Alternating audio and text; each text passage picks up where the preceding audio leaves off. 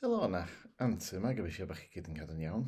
Um, Ges i'r syniad yma, diwedd blaen am fideo, um, sydd yn parhau mewn ffordd o fideo nes i ffilmio, dwi'n meddwl, llynaf, dwi'n meddwl, rhyw ben ynglyn â teithio. Nes i fod sôn am deithio pryd hynny ynghyd destun fatha sicrhau fy annibyniaeth mewn un byd arall, ond meddwl o'n i, sy'n ni'n trafod fan ablefa fi o cyd-destun fatha be dwi'n gorfod i ystyried o ran fan ablefa a teithio lle. Rwan yn ddigon naturiol lle mae rhaid i pawb sydd yn anabl fatha ystyried pethau gwahanol lle.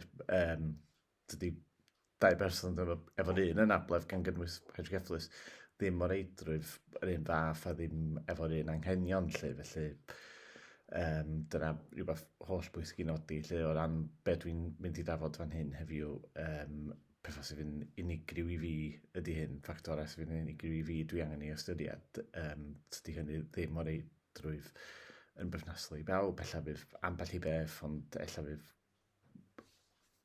rhai bobl yn gwylio hyn ac yn meddwl, mae hyn i gyd yn hollol amberthnasol i mi. Fatha mae profiad Ant yn hollol wahanol, sydd yn, fel dweud, yn disgwyliadwy mewn ffordd oherwydd fod pobl yn abod yn i gyd yn unigolion efo anghenion wahanol o bosib. Ynde, felly, na, mae rhaid cydnabod hynny o'r cychwyn.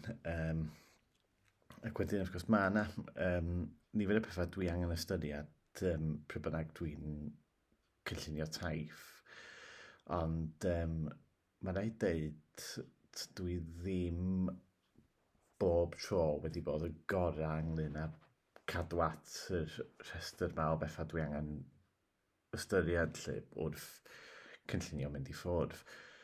Un peth mi ydw i wedi bod yn eitha da am gwneud pryd bynnag dwi wedi trefnu taith ydy pob tro dwi wedi gorfod defnyddio awyren, dwi wedi llwyfo i sicrhau cymorth yn yr mis fawr pob tro lle oherwydd fel arall swn i'n mynd ar goll ac yn colli'r ffleit wedyn, felly na, mae hynny yn rhywbeth gweitha fy styfnigrwydd ac fannibyniaeth lle mi ydw i'n sicrhau cymorth yn hynny o beth pob tro, ond o ran pethau eraill dwi ddim bob amser yn gwneud y pethau sydd angen i wneud mwyn sicrhau fy mod i'n gydru cael fatha yr gwyliau gorau posib lle.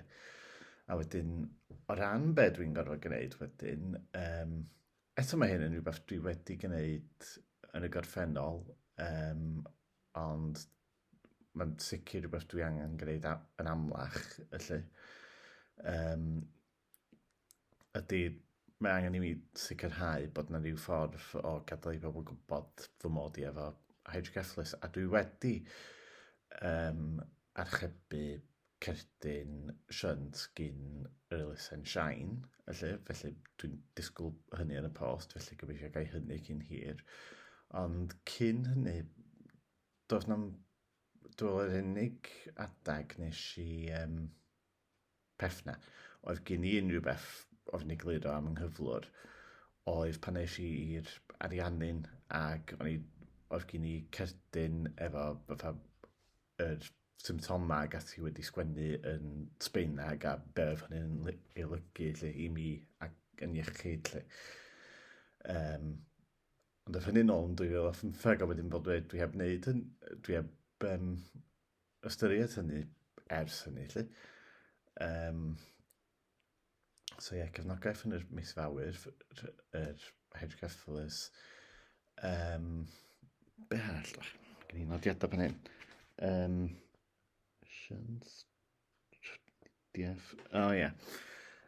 Sut dwi'n mynd i cyrraedd, ble bynnag dwi'n mynd o ran trafnidiaeth, ydw i'n gorfod dal awyren, dwi'n gorfod dal bws neu tren. Mae'n rhaid i mi fatha ystyried hyn i gyd gan dwi'n mynd gydru gyrru y ffreswm.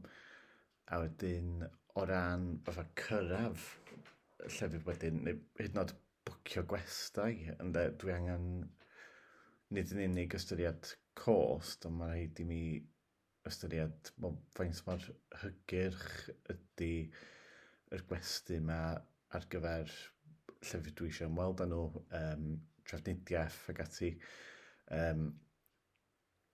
Gyda llaw. Mae hyn am nerfus goffa fi o pryd o'n i yn draw yn Awstralia ac mi ges i bwcio hostel i aros, bwcio stafell mewn hostel yn Perth felly. A nes i hedfan i Perth o Adelaide, wedyn a nes i dewis yr hostel oherwydd o'n reit canolog lle, i weld yn reit dar gyfer pob dim. Ond un peth nes i ddim ystyried, ac o'n i dyfaru yr holl amser o'n i'n Perth, wedyn o'n i wedi dyfaru peidio ystyried hyn, oedd mor agos oedd yr hostel i'r orsaf drena canolog yn Perth lle.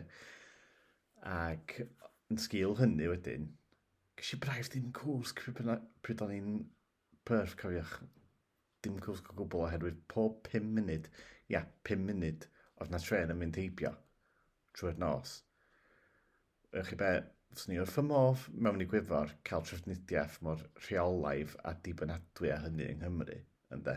Ond fel ymwelydd oedd eisiau gael noson y gwsg cyn mynd ati fatha crwydro'r dinas y bore wedyn, do'n i ddim yn werthfawrogi y trenau mynd heibio yn stafell pob 5 munud trwy'r nos.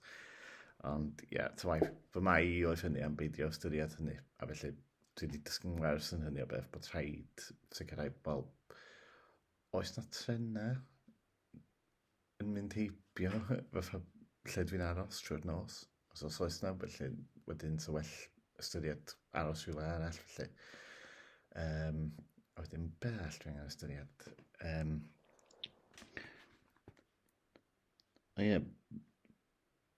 Byddwn i dweud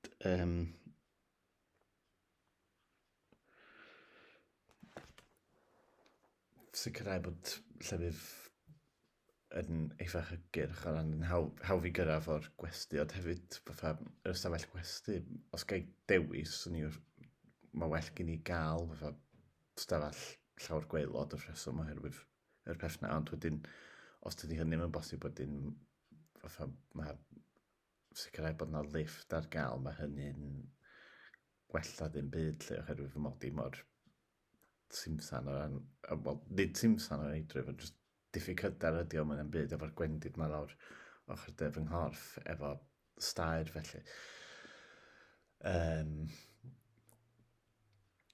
Felly, a wedyn, wrth gwrs, unrhyw beth a wedyn,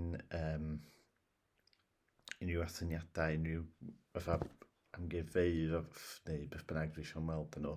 Dwi eisiau gwneud yn saff, wel, ydy'r llefydd ma'n hygyrch, ydyn nhw'n hawdd i gyrraedd, felly, a wedyn, dyna rhywbeth, gair i'r gall ar gyfer unrhyw teithwyr yn Anabl sydd yn Nilyn, ynde. Dwi'n cofio mynd i Gastell Dilyn chydig o flynyddoedd yn ôl, a gan fy mod yn Anabl, doedd yr tocyn yn costio dim i mi. Ges i hynna am ddim, so oedd hynna'n wych, ynde. Felly, dwi'n meddwl, ella na i wrth i mi teithio i lefydd gwahanol, ella na i llunio rhestr o lefydd mae'n posib i pobl yn Anabl cael atyn nhw am ddim ac ffilmio fideo ynglyn â hynny. Do'n i'm lle, tas ag un pobl diddordeb lle. Ella na i hynny felly.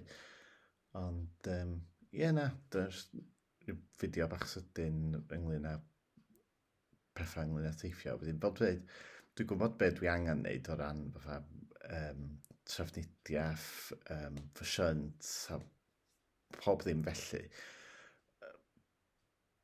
Problem o fi ydy efo rhai o'r teithiau dwi wedi bod arnyn nhw yn ddiweddar, dwi wedi trefnu nhw'n munud ola, neu ella bod ambell waith mae wedi bod mor syml ar ffaith mod i'n styfnig ac annibynnol.